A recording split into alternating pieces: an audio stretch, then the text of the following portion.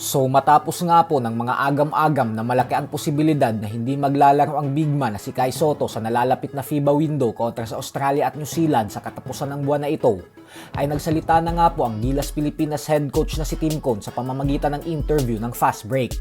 Ayon kay Tim Cone ay mahalaga umano na wag nating kakalimutan, nakakabalik pa lang ni Sotto sa paglalaro matapos magtamo ng seryosong injury na siyang nagpaupo dito ng isang taon. Sa punto umano ngayon ay tatanggapin daw nila ang lahat ng pwedeng ibigay ni Kai sa kanila. Subalit hindi daw nila ito mamadaliin dahil mas mahalaga umano sa kanila ang long-term na pagseserbisyo ni Sotto para sa ating bansang Pilipinas. Bukod dyan ay sinabi din ni Tim Cone na ayaw daw nilang magbitaw ng mga salita hanggat hindi pa nila nakakausap ng maayos si Kai at ang mga handlers nito.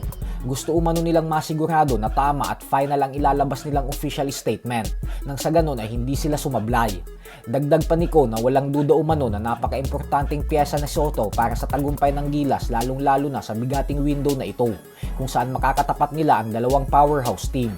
Pero mas importante daw kasi yung pang long-term na estado ng kalusugan ni Kai para sa overall program nila patungo sa World Cup at sa mga darating pang major international tournaments.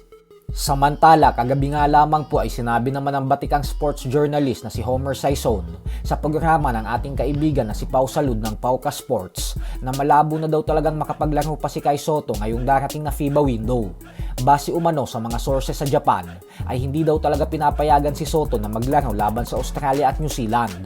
Hinaharang daw kasi ito ng kanyang kupunan sa Japan B-League na Koshugaya Alphas dahil ayaw ng mga ito na isugal ang kanilang Asian import matapos nila itong alagaan ng isang taon para makapag-recover sa ACL injury. Is Kai Sotto playing for the Gilas in this upcoming FIBA window, yes or no? It looks like it's a no. Pero I'm not gonna put words in my source's mouth. Ang sabi lang ng source sa akin, a very reliable source. The chances daw are nil. NIL, parang wala talaga. Because look Parang at it. zero score. Yes, because 5 days, it's 5 days away, Pao. And it doesn't make sense. Kasi how, from Japan to the Philippines, it's a long travel. Ang daming preparasyon yan.